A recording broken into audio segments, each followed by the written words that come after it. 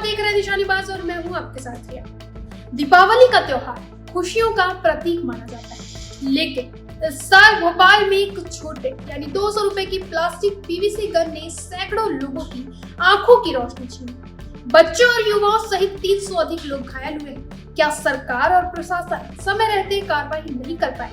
आज हम आपको इस हादसे की पूरी कहानी बताएंगे, साथ ही जानेंगे क्यों यह सिर्फ हादसा नहीं बल्कि सुरक्षा और लापरवाही का भी बड़ा मसला बन गया। देखिए हमारे इस खास रिपोर्ट में।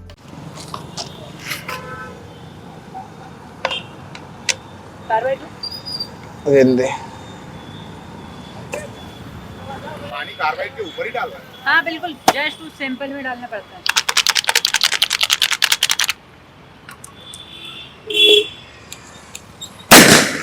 दीपावली की खुशियों के बीच भोपाल में बेचने वाली पीवीसी पाइप से बनी देसी गन्स ने डर और दर्द फैला दिया।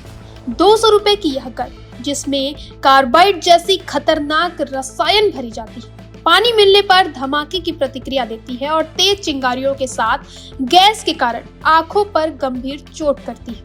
इस दीपावली पर भोपाल, विदिशा, सीहोर, ग्वालियर, रायसेन, शिवपुरी, दतिया, श्योपुर, उज्जैन, रतलाम और इंदौर सहित 11 जिलों में लगभग 300 लोग घायल हुए, जिनमें कई बच्चों की आंखों की रोशनी स्थायी रूप से चली गई। भोपाल के हमीदिया अस्पताल में 40, बीएमएचआरसी में 18, सेवा सदन में 45, कमला नेहरू हॉस्पिटल में 8 और जेपी हॉस्पिटल में 5 मरीज रिपोर्ट हुए।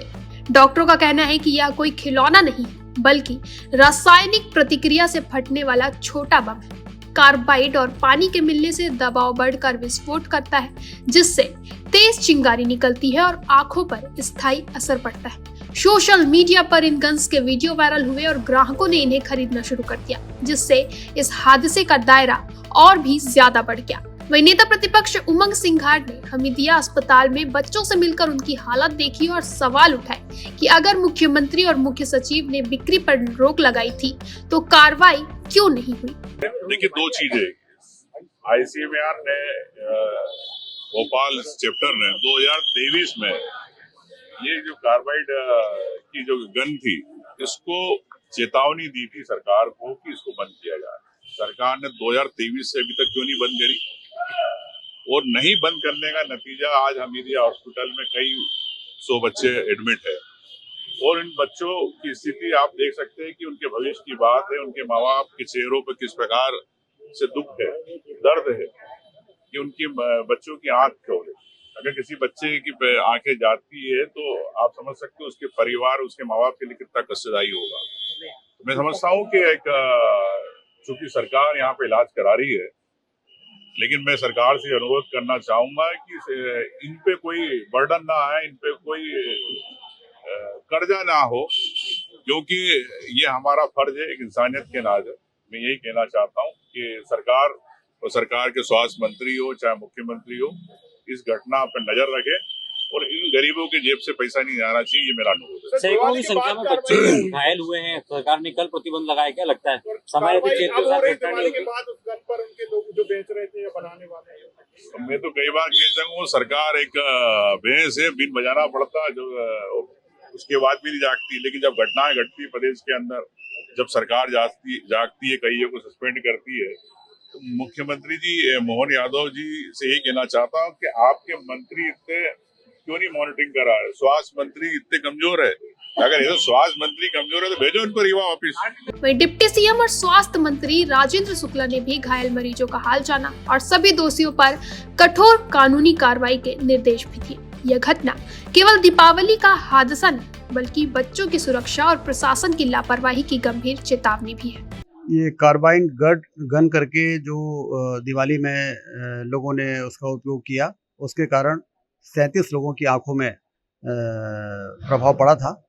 37 में से 32 का इलाज करके और उनको घर वापस भेजा गया है। 4 बच्चे और एक युवा अभी यहाँ पर एडमिट हैं और हमारे जो डॉक्टर्स हैं वो बड़ा क्लोज वॉच रखे हुए हैं और बेहतर से बेहतर उनकी आंखों को ठीक करने का प्रयास हो रहा है। हम सब उम्मीद करते हैं कि जल्दी ये पांचों स्वस्थ होकर घर जाएंगे और 6 महीने तक इनका फॉलोअप चलेगा और 6 महीने तक क्लोज वॉच रखी जाएगी, जिससे कि वो पूरी तरह से देख सके। कार्रवाई जिला प्रशासन चाहे वो भोपाल में हो, चाहे ग्वालियर में हो, चाहे विदिशा में हो, सभी ऐसे लोग जहाँ से ये बैरल कार्बाइड गन जो लोकल मैन्युफैक्चरिंग करके बना के लोगों को दी गई है, उसके कारण लोगों को इतना नुकसान हुआ, उन सब पर कड़ी से कड़ी कार्रवाई जो भी कानून में प्रावधान है उसके अंतर्गत की जा रही है। वहीं इस हादसे ने यह स्पष्ट कर दिया कि अवैध रूप से पटाखा निर्माण और विस्फोटक सामग्री की बिक्री पर नियंत्रण के लिए कड़ी निगरानी और सख्त कानून की आवश्यकता है। तो ये थी दिवाली 2025 में भोपाल की दर्दनाक कहानी। 200 रुपए की देसी गन ने कितनी जिंदगियों को अंधकार में बदल दिया। हमें उम्मीद है कि प्रशासन जल्द से जल्द सख्त से सख्त कार्रवाई करेगा और भविष्य में बच्चों की सुरक्षा सुनिश्चित होगी। ऐसी तमाम बड़ी खबरों से अपडेट रहने के लिए देखते रहें निशान बाज़।